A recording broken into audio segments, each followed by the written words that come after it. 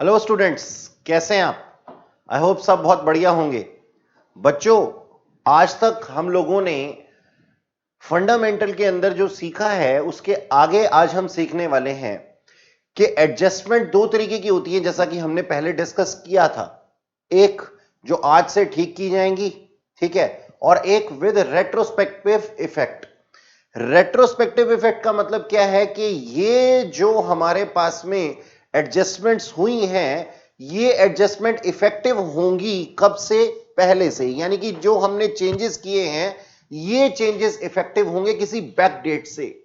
और जब ये बैक डेट से इफेक्टिव होते हैं तो उसका क्या हमारे ऊपर इंपैक्ट पड़ता है, यही हमारे को आज की इस क्लास में सीखना है। ठीक है, तो चलिए बच्चों लेते हैं एक एग्जांपल। अपने पास में ये है question, illustration number 49, page number 6.2.65। ठीक है, मैंने इसको थोड़ा जूम इन कर दिया और इलिस्ट्रेशन नंबर 49 है ये हमारे पास। देखिएगा जरा, इसके अंदर दिया हुआ है with effect from, past effects from. ठीक है, क्वेश्चन पढ़ते हैं बच्चों, क्वेश्चन पढ़ने से ज्यादा समझ में आता है।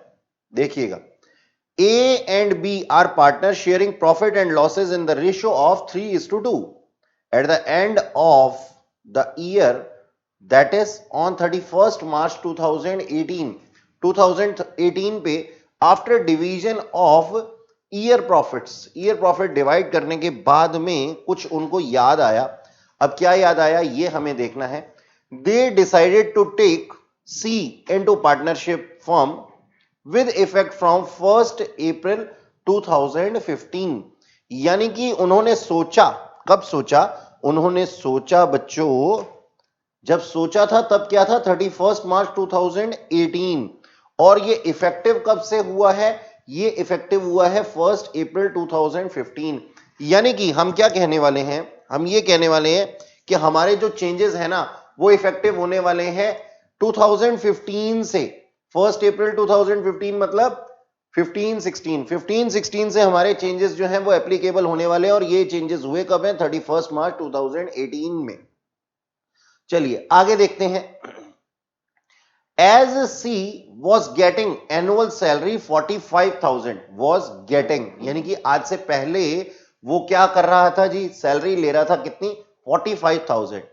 He had also advanced rupees 3 lakh to the firm by way of loan on which he is getting interest at the rate 10% per annum। यानी कि उस पर्सन ने, उसने सी ने हमें क्या दे रखा था? कुछ पैसा एडवांस दे रखा था, यानी कि कुछ लोन दे रखा था। और उस लोन के ऊपर वो हमसे हर बार 10% पर एनम हमसे इंटरेस्ट चार्ज करता था। During the 3 financial year, firm profit after adjusting C's salary, interest on loan and on capital of the firm were, ये थे हमारे प्रॉफिट्स। पिछले 3 साल के प्रॉफिट्स हमें दिए हुए हैं। कब के? 15-16 के। यानी कि क्या लिखा हुआ? 31 मार्च 2016। यानी कि हमारे पास में क्या है? 15-16 के प्रॉफिट्स जो थे वो 4 लाख थी। 16-17 के प्रॉफिट्स 2 लाख थे। और 17-18 के जो प्रॉफिट्स थे वो 6 लाख थे। अच्छा, यहां पे ना बच्चों लॉस लिखा हुआ है, इसका मतलब ये नेगेटिव फिगर है। तो 2 लाख रुपीस के हमारे लॉसेस थे, जो कि हमारे पास में कौन से ईयर में थे? 16-17 में थे। 16-17 में यहां पे लॉसेस थे। Okay, according to new agreement, नए एग्रीमेंट बने और C is to be given annual salary 35,000 and 1/5 share in the profit of the firm. ठीक है सर, तो हमने क्या बना लिया जी? हमने डिसाइड किया कि हम सी को अपनी पार्टनरशिप फर्म में लेकर के आएंगे। और ये सी भाई साहब कौन थे? ये सी भाई साहब वो थे जो हमसे आज से पहले हमारे कोई एम्प्लॉय रहे होंगे। तो उन एम्प्लॉय ने हमसे क्या किया था? उन एम्प्लॉय ने हमसे हर साल, हर महीने, यहां पे लिखा है एनुअली, हां, हर साल हमसे 45,000 रुपीज सैलरी ली थी। और साथ में जो उन्होंने हमसे इंटरेस्ट लिया था वो कितना था वो भी हम निकाल लेंगे। आई होप 3 लाख रुपए के ऊपर कितना था उनका? 10% था, यानी कि 30,000 हर साल उन्होंने हमसे इंटरेस्ट ऑन हिज लोन लिया होगा। ठीक है, आज हमने उनको 1/5 शेयर के लिए एडमिट कर लिया है और ये इफेक्टिव होगा कब से? 3 साल पहले से। ठीक है, आगे लिखा हुआ है share in profit of the firm C's loan is treated as his capital from the beginning and similar to other partners his capital will carrying interest at the rate 6% per annum. अब एक बात बताइए, जब भी कोई person admit होता है तो उसको क्या लाना पड़ता है? उसको लानी पड़ती है अपनी कैपिटल। अब सी भाई साहब अगर कोई कैपिटल नहीं लाएंगे तो हम उनको पार्टनर कैसे मान लेंगे? तो बच्चों इस काम के लिए क्या माना गया? माना यह गया कि उन्होंने जो हमें लोन दे रखा है हम उसको उसकी कैपिटल मान लेंगे, यानी कि अब हम सी की कैपिटल 3 लाख रुपए मान करके चलेंगे। ओके, अब यहां पे हमें दिए हुए हैं बच्चों 3 साल के प्रॉफिट्स या लॉसेस, जैसे भी दिए हुए हैं। हमें करना क्या है, अब हम किस तरीके से काम करेंगे ये हमें चेक करना है। आओ बच्चों, सबसे पहले तो हमसे ना प्रॉफिट की डिमांड करेगा सी हमसे क्या करेगा जी? प्रॉफिट्स की डिमांड करेगा। कैसे प्रॉफिट्स की डिमांड करेगा? आप एक बात बताओ, हमने सी को क्या किया? हमने सी को पार्टनर बना लिया अपने यहां पे, है ना, और पार्टनर बना करके हमने उसको प्रॉफिट्स देने हैं। अब जब हम उसको कोई प्रॉफिट्स देंगे तो हमसे पास्ट ईयर के प्रॉफिट्स की डिमांड करेगा, और अगर पास्ट ईयर के प्रॉफिट्स की डिमांड करेगा तो हमें एक्चुअल प्रॉफिट्स चाहिए होंगे पास्ट ईयर्स के, है ना। तो पास्ट ईयर के प्रॉफिट्स कैसे निकलेंगे इसकी कैलकुलेशन ही हम लोगों को करनी है। तो बच्चों चलते हैं, फिर देखते हैं कि हमने कितना पैसा उसको देना था और क्या उससे लेना था। आओ सीख लेते हैं। देखो जी, हमारे पास यहां करीब 3 साल की बातें हो रही हैं, 3 साल पुरानी बातें हो रही हैं। कितने साल पुरानी बातें चल रही हैं सर? 3 साल पुरानी बात चल रही है। अच्छा, 3 साल पहले हमारे जो प्रॉफिट्स थे वो कितने थे? 4 लाख रुपीस थे। ये कब के प्रॉफिट्स थे? ये प्रॉफिट थे 31 मार्च 2016, यानी कि ये ईयर क्या था? 15-16। मैं यहां पे लिख देता हूं 15-16। और ये क्या था? ये था 16-17। और ये क्या था? ये था 17 और 18, है ना। तो मैंने इसको 3 पार्ट्स में डिवाइड कर दिया। ठीक है सर, बहुत बढ़िया। अब हम क्या करेंगे, हम जरा चेक करेंगे कि हमारे प्रॉफिट्स कितने हैं। प्रॉफिट्स थे या लॉसेस थे? प्रॉफिट्स कितने थे? पहले साल में हमारे प्रॉफिट्स थे सर 4 लाख रुपीस, और दूसरे साल में हमारे सर लॉसेस थे कितने? 2 लाख रुपीस। तो मैं इसको नेगेटिव में लिख देता हूं। और सर 6 लाख रुपीस के थर्ड ईयर में हमारे पास में प्रॉफिट्स थे, है ना। एक बात बताओ कि अगर हमने इनको मिस्टर सी को शुरुआत से ही पार्टनर माना होता तो क्या हम इनके लोन के ऊपर इनको इंटरेस्ट देते? इनके लोन के ऊपर इनको इंटरेस्ट देते? भाई लिखा हुआ है हमारे पास में कि अगर हमने इनको कुछ लोन के ऊपर इंटरेस्ट दिया है तो लोन तो इनका लोन माना ही नहीं जाता ना। देखो मैं आपको समझाता हूं, फर्स्ट पॉइंट क्या है, ध्यान से समझना मेरी बात को कि मैं कहना क्या चाह रहा हूं।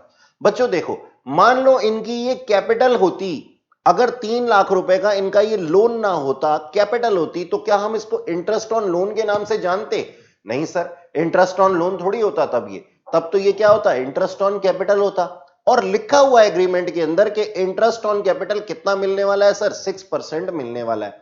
यानी कि अगर 3 साल पहले से जो सी हैं वो हमारे पार्टनर होते तो हम इनको इंटरेस्ट ऑन लोन के नाम से नहीं देते, इंटरेस्ट ऑन कैपिटल के नाम से देते। तो इसका मतलब सर इंटरेस्ट ऑन लोन क्या होने वाला है? क्रॉस होने वाला है, बिल्कुल कैंसिल होने वाला है। अच्छा जी, तो हम हमने 3 साल पहले से इनको कुछ इंटरेस्ट ऑन लोन के नाम पे अमाउंट दिया होगा। अगर वो ना दिया होता तो हमारे प्रॉफिट्स क्या 4 लाख रुपए होते? क्या 4 लाख रुपीस होते हैं हमारे प्रॉफिट्स? नहीं सर, ये प्रॉफिट्स तो बढ़ गए होते क्योंकि हमने कुछ डिस्ट्रीब्यूशन किया था, उसको हम वापस ऐड बैक कर देते हैं। तो हम क्या ऐड कर देंगे इसके अंदर, हम बच्चों इसके अंदर ऐड कर देंगे, हमने वो जो अमाउंट दिया है किसको, सी को, सी को हमने क्या दिया, सी को हमने दिया सर इंटरेस्ट ऑन लोन। कितना रुपया दिया हमने उसको इंटरेस्ट ऑन लोन के नाम से, 3 लाख के ऊपर 10%, यानी कि 30,000 हमने उसको इंटरेस्ट ऑन लोन दिया होगा, तो हमने इसको ऐड बैक कर दिया। सिमिलरली अगले साल भी दिया होगा और थर्ड ईयर में भी दिया होगा, है कि नहीं, तो हमने तीनों सालों में इसको ऐड कर दिया। ठीक है सर, ओके, यहां तक की बात हमें समझ में आ गई। अब एक बात बताओ, अगर सी हमारा पार्टनर होता 3 साल पहले से, तो क्या हमने इसको सैलरी 45,000 दी होती? नहीं सर, 45,000 क्यों दी होती, हमने तो इसको 35,000 दी होती जो आज के एग्रीमेंट में लिखा हुआ है। तो हम क्या करें, इससे 45,000 रुपीज की जो सैलरी है वो वापस ले लेते हैं। तो अगर हमने इसको ये सैलरी 45,000 ना दी होती तो हमारे प्रॉफिट्स बढ़ जाते, तो हम इसको बढ़ा देते हैं। तो मैं क्या ऐड कर देता हूं, यानी कि जैसे हम पहले के क्वेश्चंस में करते थे ना, जो दिया है उसको वापस ले लो, जो दिया है उसको वापस ले लो, तो ले लिया हमने वापस। हम क्या ले रहे हैं, salary as manager, salary as manager उसने हमसे कितनी ली है, हर बार लिया है सर 45,000 पर एनम, 3 सालों के अंदर उसने हमसे 45,000 ले लिया। तो जो उसने हमसे ले लिया था हमने उससे वापस ले लिया। ओके सर, अब एक बात बताओ, जो हमने लेना था वो हमने उससे ले लिया, तो हमारे इतने प्रॉफिट्स हैं। अब हम कहते हैं अगर ये हमारा पार्टनर होता तो हम इसको क्या देते, हम इसको देते इंटरेस्ट ऑन कैपिटल। अब यहां ध्यान देने वाली बात क्या है, मैंने आप लोगों को पहले भी समझाया था कि इंटरेस्ट ऑन कैपिटल अगर कुछ ना दिया हो डीड में तो कब मिलेगा, in case of profits only.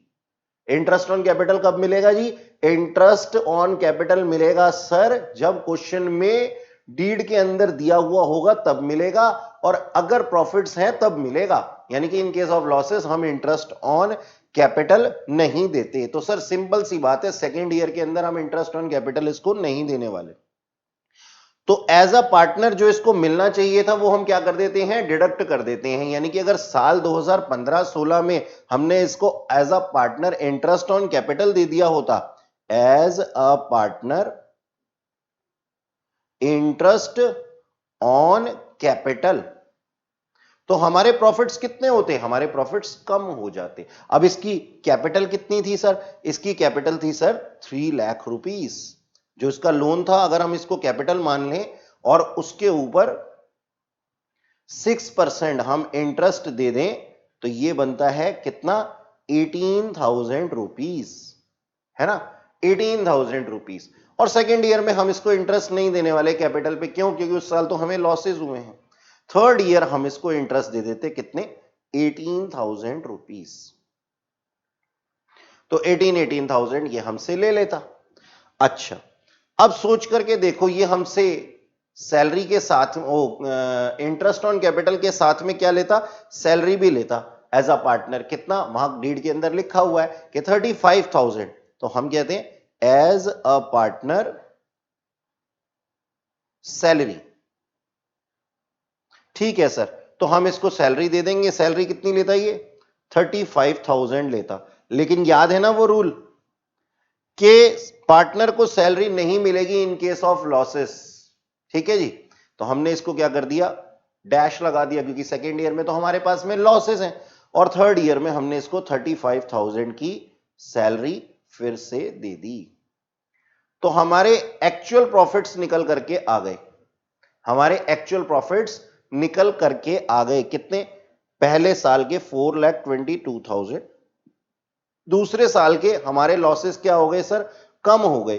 तो कम हो गए तो कितना हो गया, 1,25,000, ठीक, और 6,22,000 रुपीस। ये हमारे पास में 3 साल के आ गए हैं बच्चों, क्या, प्रॉफिट्स। अब इन 3 सालों के प्रॉफिट्स का हमने उसके साथ में क्या करना है ये हमें देखना है। ठीक है जी, तो ये हमने एक स्टेटमेंट बना दी, हम इसको नाम दे देते हैं जी स्टेटमेंट ऑफ एक्चुअल प्रॉफिट्स। ठीक है जी, हमने इसको नाम दे दिया क्या, स्टेटमेंट ऑफ एक्चुअल प्रॉफिट्स। अब ये 3 साल के जो हमारे प्रॉफिट्स थे, हम इनको तीनों को इकट्ठा कर देते हैं, तो ये तीनों साल के जो हमारे प्रॉफिट्स आते हैं वो टोटल प्रॉफिट्स आ जाते हैं। ये क्या है बच्चों, ये तो लॉस है, नेगेटिव, थर्ड वाले के अंदर।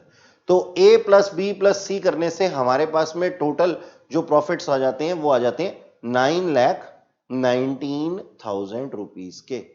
ओके, अब 9,19,000 के अंदर उसका शेयर कितना है, बताओ जी, बताओ बच्चों। क्वेश्चन के अंदर गिवन है ना कि उसको 1/5 शेयर दिया गया है ना।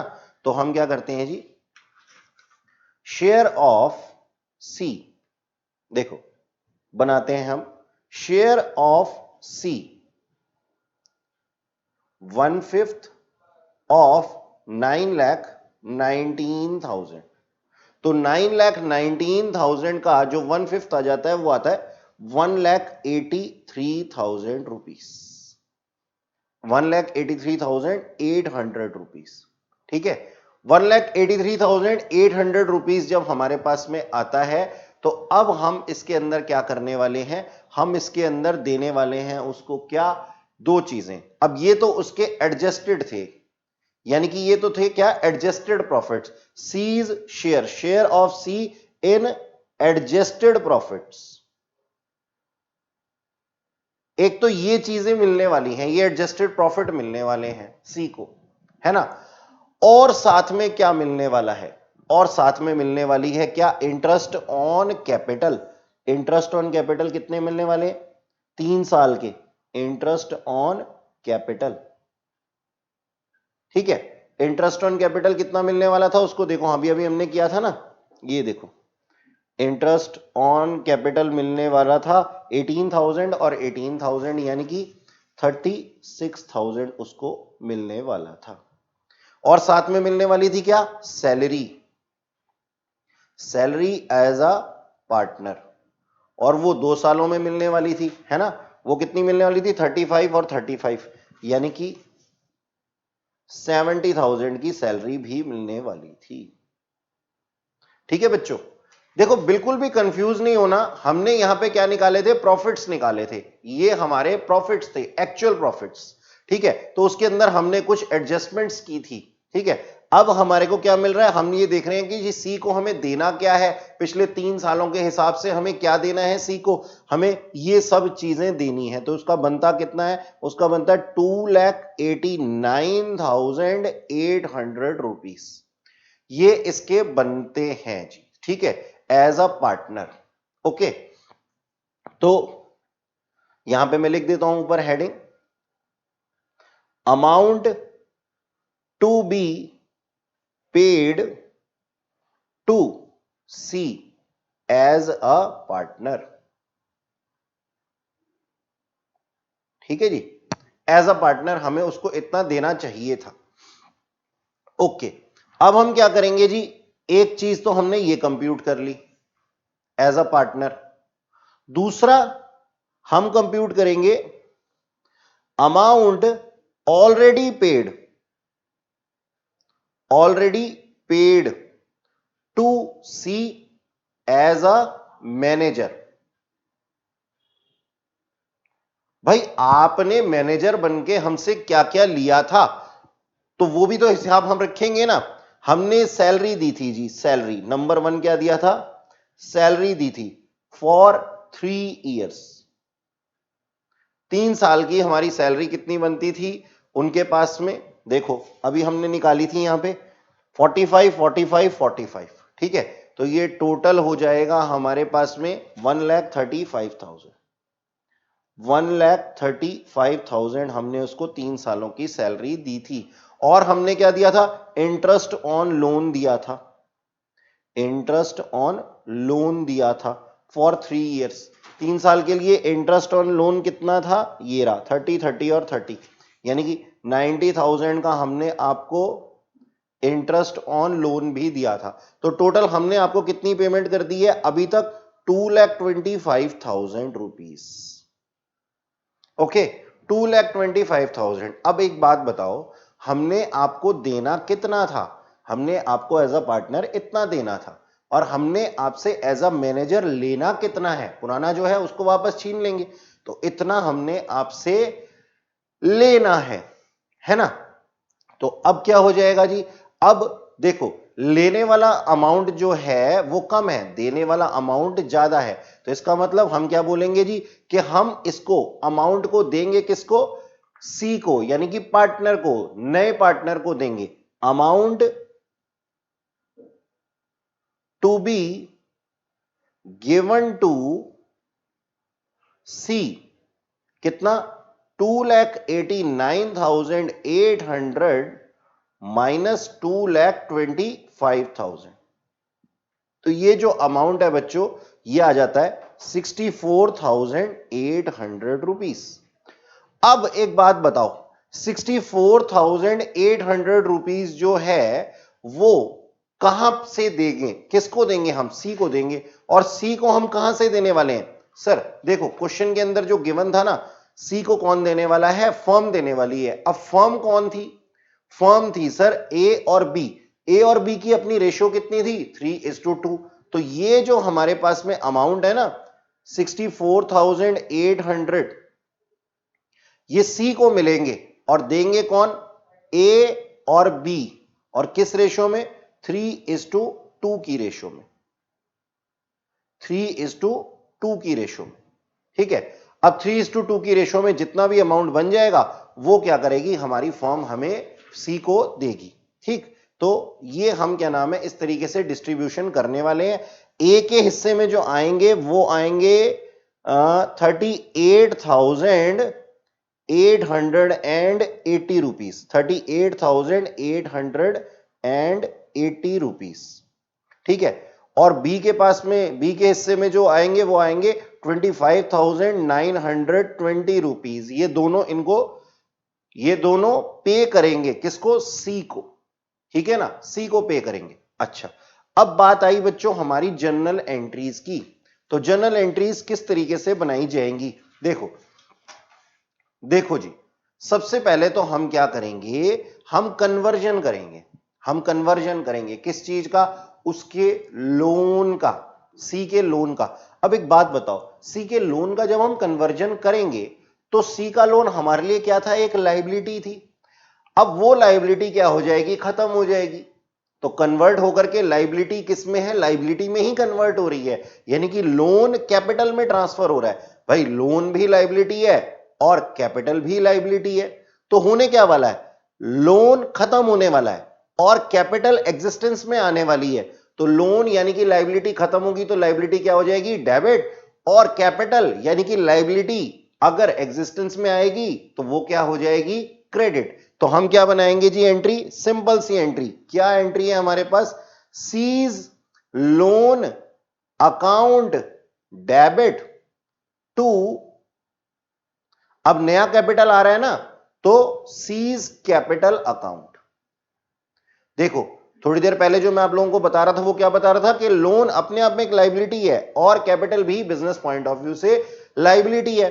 तो जो लाइबिलिटी कम हो रही है यानी कि खत्म हो रही है वो क्या हो जाएगी? डेबिट। और जो एग्जिस्टेंस में आ रही है वो क्या हो जाएगी? क्रेडिट। तो टू सीज कैपिटल अकाउंट कितने का? 3 लाख रुपए का, ठीक है जी। तो हम यहां पे नरेशन लिख देंगे, बीइंग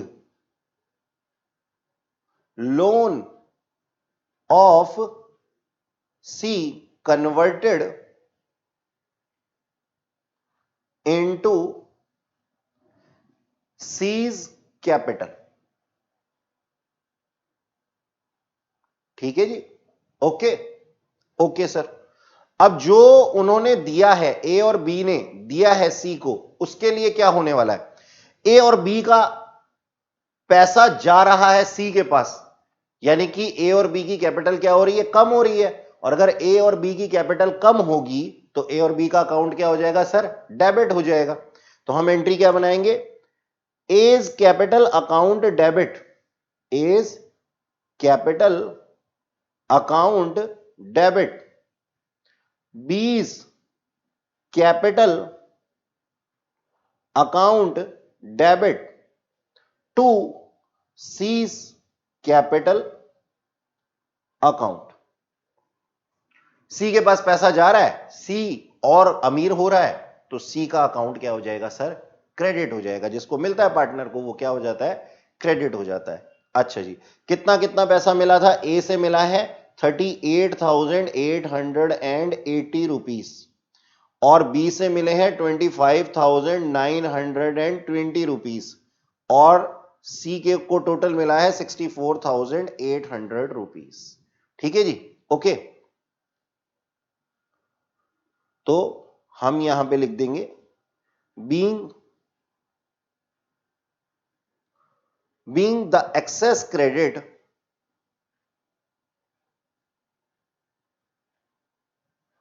given to C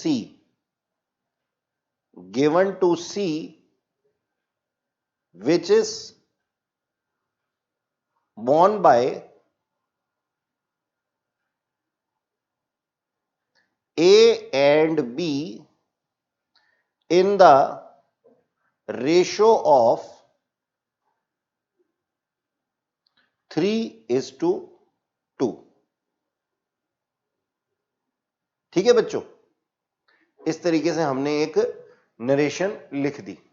ठीक है, ये हमारी दो जनरल एंट्रीज थी। ठीक है जी, एंट्री फॉर क्वेश्चन।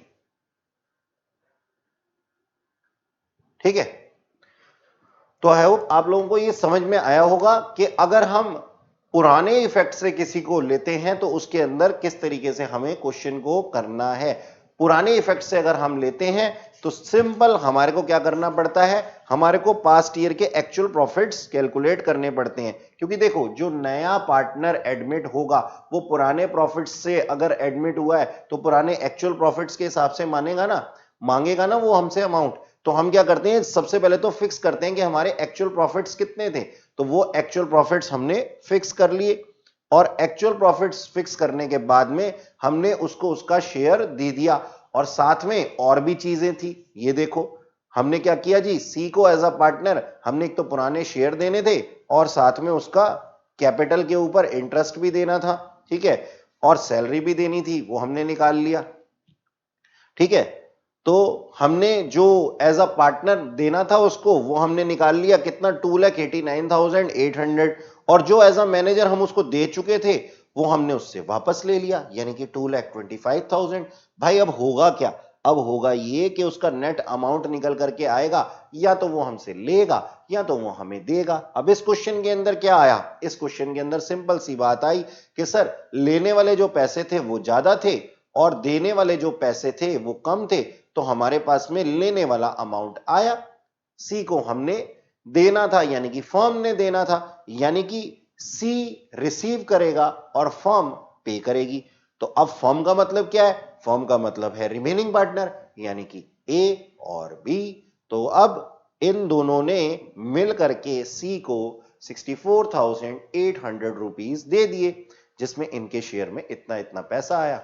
हमने फाइनली दो एंट्रीज कर दी। दो एंट्रीज किस तरीके से कर दी, एक तो कन्वर्जन की एंट्री लोन की और दूसरी जो हमने सी को पैसा इकट्ठा करके दिया उसकी, सिंपल। अच्छा जी, तो ये हमारे पास में जो था ये हमारा एक एडजस्टमेंट के क्वेश्चन थे। ठीक है, अब आप जो आज का होमवर्क आप नोट कीजिए, होमवर्क डजंट मीन कि मैं आप लोगों की छुट्टी कर रहा हूं। ठीक है, अभी हमारी क्लास खत्म नहीं हुई है। ठीक है, आप होमवर्क में करेंगे सर 63 क्वेश्चन, 64 क्वेश्चन और 72 क्वेश्चन। ठीक है, और भी क्वेश्चन मैं आप लोगों को देख करके देता हूं, आप ये क्वेश्चन जरूर प्रैक्टिस कीजिए ताकि आप लोगों को भी इस चीज का अनुभव हो कि क्वेश्चन किस तरीके से करते हैं। ठीक है, तो आप वैसे तो ऑलमोस्ट चैप्टर कंप्लीशन पे है, सिर्फ एक गारंटी वाला पॉइंट हमारे पास में बचा हुआ है। ठीक है, तो आप जो है वो ये 63, 64 और 72 क्वेश्चन करेंगे। ठीक है, बाकी इस क्लास के एंड में मैं आपको थोड़ा सा और भी होमवर्क दूंगा। ठीक है, चलो अब आगे करते हैं और हम अब पढ़ेंगे क्या, हम पढ़ेंगे बच्चों गारंटी ऑफ प्रॉफिट्स। चलो पढ़ते हैं फिर। देखो बच्चों, ये गारंटी ऑफ प्रॉफिट्स क्या होता है? सिंपल, बहुत ही सिंपल है। गारंटी का मतलब क्या है? गारंटी का मतलब यह है कि मैं आपको आश्वासन देता हूं। किस चीज का आश्वासन देते हो? मैं आप लोगों को आश्वासन देता हूं कि मैं ऐसा ऐसा करूंगा, ठीक है ना? तो कैसा कैसा करोगे, वही हमारे को बताना है, ठीक? अच्छा जी, तो शुरू करते हैं। गारंटी आप लोगों को क्लियरली दिखाई दे रहा है ना? जी हां, मेरी भी स्क्रीन पे ये बिल्कुल ठीक आ रहा है।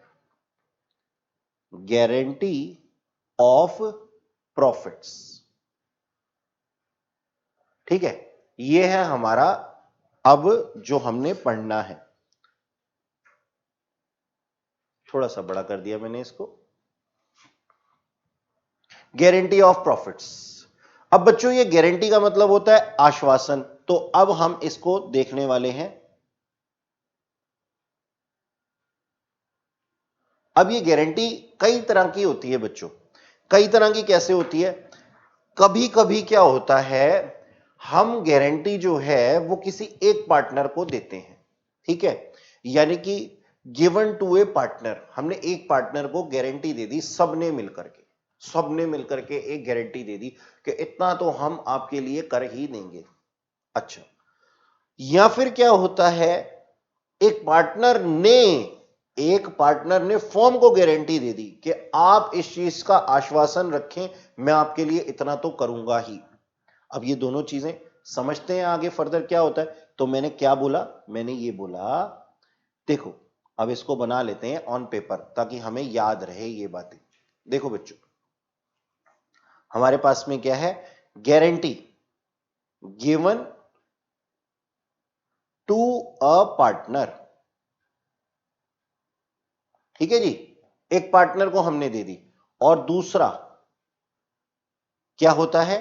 Given to the firm, given to the firm, यानी कि एक पार्टनर ने फर्म को गारंटी दे दी, ठीक है जी? अगर गिवन टू ए पार्टनर होती है, ठीक है, पार्टनर देता, तो फर्दर हम इसको दो पार्ट्स में डिवाइड कर देते हैं, ठीक है जी? तो पार्टनर को गारंटी दी गई है, ठीक है? और पार्टनर को गारंटी कौन दे रहा है जी? पार्टनर को गारंटी दे रहा है जी फर्म, तो गिवन बाय फर्म, या फिर given by a particular partner. इसका मतलब क्या हुआ? इसका मतलब यह हुआ कि एक पर्टिकुलर पार्टनर को पूरी फर्म ने, यानी कि बहुत से लोगों ने कोई गारंटी दी है, या फिर एक पर्टिकुलर पार्टनर को एक पर्टिकुलर पार्टनर ने ही गारंटी दी है, ठीक है?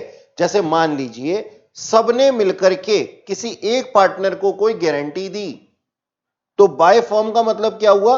रिमेनिंग पार्टनर्स, रिमेनिंग पार्टनर्स, यानी कि ये सब क्या बोलने वाले हैं उस पार्टनर को कि तुम टेंशन मत लो, हम तुम्हारे लिए इतना तो कर ही देंगे, ठीक है? या फिर किसी एक पार्टनर ने किसी दूसरे पार्टनर को क्या बोला कि भाई आप टेंशन मत लीजिए, कोई आपके लिए कुछ करे या ना करे, मैं तो आपके लिए इतना कर ही दूंगा। अब देखो, यहां पे तो कोई एक पर्सन दूसरे पर्सन को दे रहा है ना गारंटी, सारे मिलके थोड़ी दे रहे हैं, तो इसके आगे तो हम सोचेंगे ही नहीं, यानी कि इससे तो उसका डायरेक्ट कनेक्शन हो जाएगा। यहां पे है फर्म, यानी कि जिस पार्टनर को गारंटी दे रहे हैं कई लोग मिलकर के, अब इनकी रेशो भी तो निर्धारित करनी जरूरी है, डिफाइन करनी जरूरी है बच्चों। तो ये रेशो कभी कभी क्या होता है कि प्री डिफाइन होती है, यानी कि एक पर्टिकुलर रेशो होती है, एक पर्टिकुलर रेशो होती है जिसमें कि गारंटी दी जाती है दूसरे पार्टनर्स के द्वारा एक पार्टनर को। तो ये क्या होती है सर? गिवन होती है क्वेश्चन में, गिवन इन क्वेश्चन, है ना। और अगर ये गिवन नहीं होगी तो हम कैसे चलेंगे जी, ओल्ड रेशो में, ओल्ड और रिमेनिंग रेशो। ठीक है, कि जो हमारे पास में रेशो चल रही थी रिमेनिंग पार्टनर्स की, रिमेनिंग पार्टनर्स की।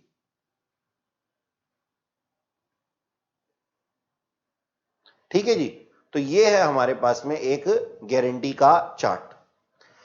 अच्छा सर, चलो इस चीज को समझते हैं। इस चीज को समझने के लिए कैसे करेंगे हम, कुछ एक एग्जाम्पल लेते हैं कि क्या होता है जी।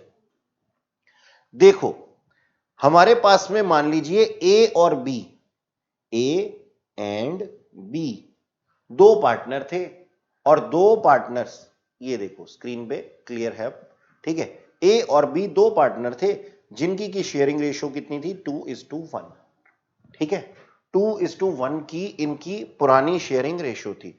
और इन्होंने क्या किया, सी को एडमिट किया, सी एडमिटेड, ठीक है जी, as a partner for 1/4 share. हमने उसको 1/4 शेयर के लिए एडमिट कर लिया। इसका मतलब न्यू शेयरिंग रेशो क्या हो गई, न्यू रेशो हो गई हमारी, ये 1/4 शेयर के लिए था, तो 2:1:1 इस तरीके से हमारी जो थी वो न्यू रेशो आ गई। ठीक है सर। अब बोला गया ए और बी के द्वारा, ए एंड बी के द्वारा क्या बोला गया, सी को बोला गया कि हम आपको 1/4 शेयर देंगे। तो सी कहता है कि सर आप मेरे को 1/4 शेयर देंगे तो आप मेरे को कितना अमाउंट देंगे। तो ए और बी कहते हैं भाई जितना भी हमारा बनता होगा, जितने भी हमारे प्रॉफिट्स होंगे उसमें से 1/4 ले लेना। तो बी और ए के ऐसा कहने पे सी कहता है सर मैं ना यहां पे कुछ कमाने आया हूं, आप मेरे को ये बता दीजिए कि कितना मिनिमम अमाउंट आप मेरे को देने वाले हैं, यानी कि इससे कम पे तो मैं कहीं और पे एडमिट हो जाऊंगा, लेकिन आपके पास नहीं आऊंगा। तो अब क्या हुआ, ए और बी ने उसको गारंटी दे दी। क्या गारंटी दे दी, कहते हैं कि ना ऑल्दो हम ए और बी यानी कि फर्म आपको 1/4 शेयर के लिए एडमिट कर रही है, 1/4 तो हम आपको देंगे ही देंगे, लेकिन ये 1/4 शेयर किसी भी हाल में 50,000 रुपीज से कम नहीं होगा। ठीक है, चलो जी देखते हैं जरा कि आगे हम लिखते हैं, इस नरेशन को पूरा करते हैं उस एग्जांपल को। ठीक है, जो हमने लिखा था क्या, A and B given guarantee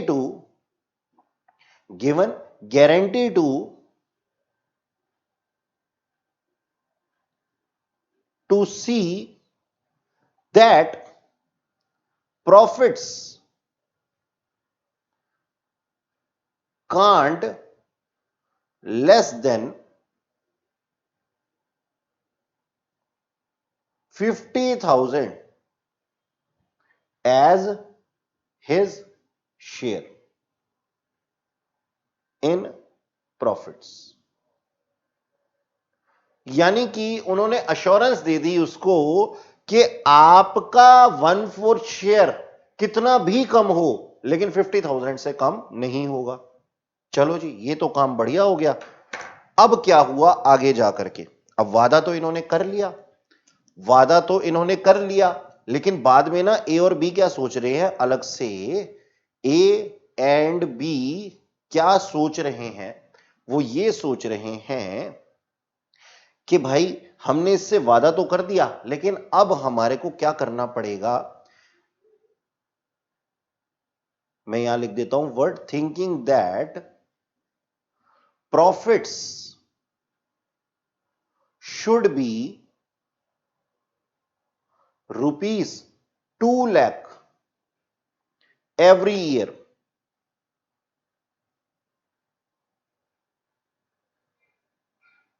ठीक है जी, A and B thinking that profit should be at least 2 lakh every year, तभी हम अपना वादा पूरा कर सकेंगे, तभी तो उसके पास में 50,000 का अमाउंट जाएगा। ठीक है, अब क्या हुआ, एक साल में कुछ इस तरीके की खराबी आ गई। क्या खराबी आ गई, प्रॉफिट्स फॉर द ईयर 17-18 कितने थे? प्रॉफिट्स फॉर द ईयर 17-18 हमारे पास में हुए, वो हुए सर 1,80,000 रुपीज। ओहो, यानी कि हमने क्या सोचा था कि 2 लाख रुपए के प्रॉफिट्स तो होने ही चाहिए, लेकिन हुए क्या? 1,80,000। अब ये प्रॉफिट डिस्ट्रीब्यूट हुए, अब ये प्रॉफिट्स डिस्ट्रीब्यूट हुए किस रेशो में? 2:1:1 की रेशो में, है ना? 2:1:1 की रेशो में ये डिस्ट्रीब्यूट हुए। तो भाई इसमें क्या हुआ होगा? इसमें कुछ इस तरीके से काम हुआ होगा। देखो इसको ना हम नीचे लेकर के आते हैं 1,80,000 को, ठीक है? और 1,80,000 में से अब ए को कितना मिला होगा एज शेयर? 90,000, ठीक है? बी को कितना मिला होगा? इसको मैं ऊपर कर देता हूं थोड़ा सा। हां जी, अब आपको क्लियर है? बीज शेयर वो कितना रहा होगा सर? 45,000 रहा होगा। और फिर लास्ट में सी का शेयर, सीज शेयर, ये भी कितना रहा होगा? 45,000 रहा होगा। अब जी सी को आ गया गुस्सा। सी कहता है आपने मेरे साथ धोखा किया। तो ए और बी कहते हैं नहीं भाई, हमने आपके साथ कोई धोखा नहीं किया। हमें याद है कि हमने वादा किया था कि हम आपको कुछ पैसे देंगे, 50,000 देंगे कम से कम, लेकिन अब शेयर आपके पास में 45,000 आया है, आप गुस्सा मत करो। तो सी कहता है कैसे ना गुस्सा करूं? ए और बी कहते हैं हम अपने वादे के हिसाब से आपको पैसे देंगे। तो अब सबसे पहले तो हमें क्या निकालना है जी? डेफिशिएंसी। सी की डेफिशिएंसी कितनी है? Seize deficiency. सी की डेफिशिएंसी कितनी है? जल्दी बताओ सर। प्रॉमिस कितने का हुआ था? 50,000 का प्रॉमिस हुआ था ना? 50,000 का ये हुआ था प्रॉमिस, ठीक है? और उसमें से सी को मिले कितने हैं? सी को मिले हैं सर सिर्फ 45,000। ये क्या है? एक्चुअल है, ठीक है? तो इन दोनों का जो डिफरेंस है वो क्या है? डेफिशिएंसी। 5,000 रुपीज की डेफिशिएंसी है। अब ये 5,000 की डेफिशिएंसी के साथ क्या होने वाला है? चलो अब पेज पलट लेते हैं क्योंकि ये पेज हमारा फुल हो गया है। चलो देखते हैं अब क्या होगा 5,000 की डेफिशिएंसी के साथ। तो 5,000 की डेफिशिएंसी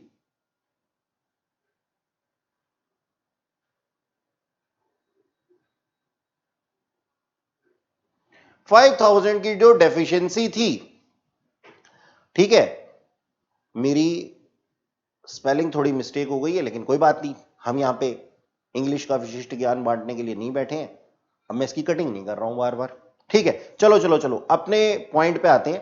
5,000 रुपीज की कुछ डेफिशिएंसी थी, वो किसके अंदर बटेगी? अब वो बटेगी ए और बी में, ए और बी में, ठीक है जी? और किस रेशो के अंदर बटेगी सर? 2:1 की रेशो में। कैसे पता लगा सर 2:1 की रेशो में? देखो इनकी न्यू रेशो क्या थी और ओल्ड रेशो क्या थी? ओल्ड रेशो थी 2:1, तो 2:1 की रेशो में हम इसको बांट देने वाले हैं, ठीक है? यानी कि सी के पास तो पूरा का पूरा पैसा जाएगा। अब वो देगा कौन? ए देगा। ए कितना देगा? ए का शेयर कितना बन गया? ए का शेयर बन गया 5,000 रुपीज में 3,333, ठीक है? और बी का शेयर बन गया 1,667 रुपीज, 1,667,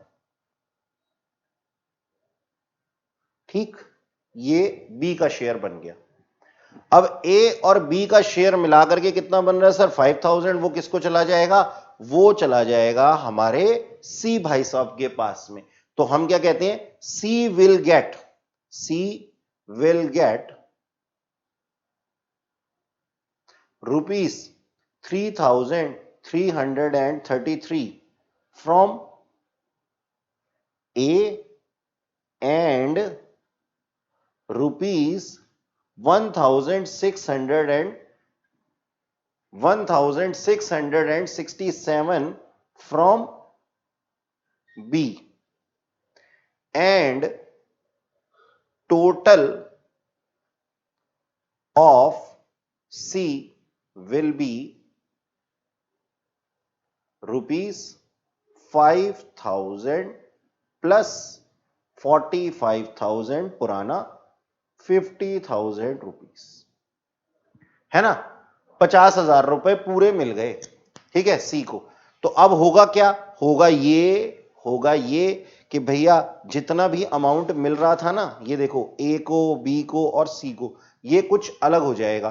कैसे, देखो जी, अब ए का जो शेयर था ना 90,000 रुपीस का था, ठीक है, यानी कि 90,000 थे, लेकिन ए ने अभी अभी कितने दे दिए, 3,333 रुपीस दे दिए।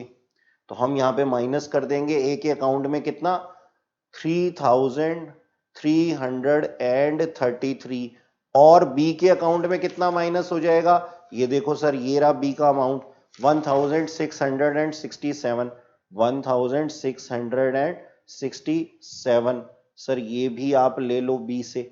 और सी को कितना मिल जाएगा, सी में ऐड हो जाएगा, ये जो दोनों यहां से लेस हुए हैं वो क्या हो जाएंगे, वहां पे ऐड हो जाएंगे, है ना। तो सी के पास में अपना पूरा पैसा आ जाएगा, जितनी भी उन्होंने गारंटी दी थी। तो ऐड कर देते हैं कितना 3333, और साथ में ऐड कर देते हैं 1667। तो इस तरीके से हम देखते हैं कि सी भाई साहब ने अपना जो वचन था उसका पालन करवा लिया, किससे, ए और बी से, ठीक है। आप इसको पूरे एग्जाम्पल को इस तरीके से देख सकते हैं। मैं इसको जूम आउट कर देता हूं। ये देखो बच्चों, ये देखो पूरा का पूरा एग्जाम्पल है हमारे पास में कि अगर ए और बी की जो भी रेशो थी उस हिसाब से, और लास्ट में ये डेफिशिएंसी निकल करके आई थी, ठीक है ना। ओके, लास्ट में हमने डेफिशिएंसी इस तरीके से डिस्ट्रीब्यूट की थी। तो बच्चों बस डेफिशिएंसी के अंदर इसी तरीके से, सॉरी, गारंटी के अंदर इसी तरीके से काम होता है हमारे पास में। अब हमने करना क्या है, हमने करना है इस कॉन्सेप्ट के प्रैक्टिस। तो नेक्स्ट क्लास के अंदर मैं आप लोगों को इसके क्वेश्चन प्रैक्टिस करवाऊंगा, लेकिन उससे पहले आज आप मुझसे कुछ होमवर्क जरूर लेकर के जाइए, ताकि आप भी इनको प्रैक्टिस कर सकें, ठीक है। तो आप क्या कीजिए, आप गारंटी का भी क्वेश्चन कर सकते हैं, क्वेश्चन नंबर 77, ठीक है जी। और आप क्या कर सकते हैं, 75 क्वेश्चन भी कर सकते हैं, 75th क्वेश्चन। मैंने अभी आप लोगों को जो भी दिया था ना, मैंने अभी आप लोगों को जो होमवर्क दिया था, वो होमवर्क क्या दिया था, उसके आगे और होमवर्क आप मुझसे ले सकते हैं। देखो जी, आज का होमवर्क क्या है सर, आज का होमवर्क है इस तरीके से। क्या होमवर्क है हमारा, लो मैं आपको जूम इन कर देता हूं इसको, ताकि आपको बड़ा बड़ा दिखाई दे और आपके दिमाग में रहे। सर क्वेश्चन नंबर 63 करना है अनसॉल्व्ड का, और 64 करना है, और करना है सर 72, और करना है सर 75, ठीक है। और एक छोटा सा क्वेश्चन 77 गारंटी का भी आप मुझसे ले ही जाओ। तो ये जो क्वेश्चंस हैं ये आपको करने हैं आज की क्लास के बाद, ये करने ही करने हैं, ठीक है जी। तो आपका होमवर्क चाहे मैं चेक कर पाऊं या ना कर पाऊं, लेकिन आप लोगों की ईमानदारी आपके साथ में है बेटा। कुछ नहीं होगा अगर सिर्फ मैं ही क्वेश्चन करवाऊंगा और आप नहीं करेंगे, तो उससे कोई फायदा नहीं होगा, ठीक है। तो that's all for today, have a nice day, thank you very much.